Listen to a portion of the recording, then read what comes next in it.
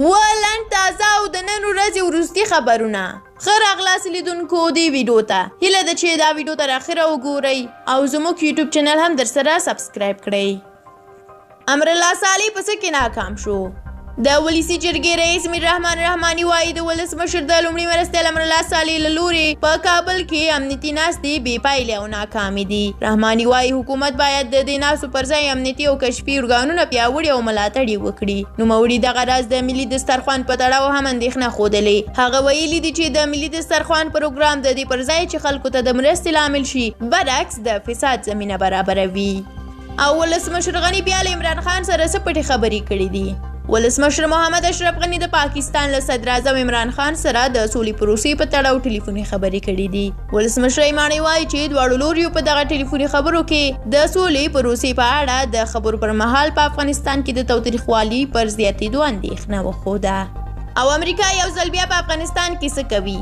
ارګ په یوې خبرپاڼې کې ویلي دي چې ولسمشر غني د امریکایي پوځ له مشر سره پر روان تاوتریخوالي سولې او اوربند خبرې کړې دي. سرچینه وایي په دې ناسته کې د امریکایي پوځ لوی درستیز ټینګار کړی دی چې له افغان پوځ به خپل ملاتړ ته دوام ورکړي.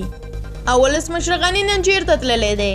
ولسمشر نن د یو لوړ پوړي پلاوي په ملتیا کندهار ولایت ته تللی دی.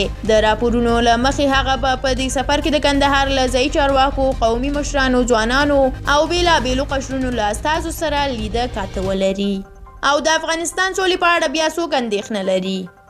د مرکزي اسیا د څېړنو انسټیټیوټ په یو تحلیل کې ویلي دي چې پاکستاني او افغان چارواکي باید د سولې او ښو اړیکو جوړولو لپاره دا جوړ شوی فرصت له لاسه ورنه کړي. په تحلیل کې ویل شوي دي چې په دې وروستیو کې د کابل او اسلام آباد ترمنځ اړیکې ښې شوي دي او اړینه ده چې پاکستان له افغان سولې سره رښتینې مرسته وکړي.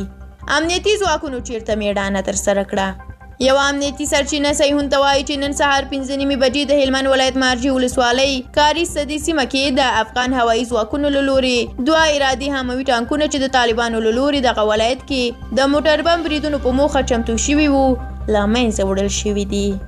او له دې سره بیا اخري خبر همدا چې د پاکستان پولیسو لخوا د علي وزیر نیونه او د منظور پښتون توند غبرګون. پرون په پیښور کې د پښتون ژغورنې غورځنګ د مخکښ غړي علي وزیر د نیونې په غبرګون کې منظور پښتون د پاکستاني ریاست د جبري پالیسۍ دوام بللی دی.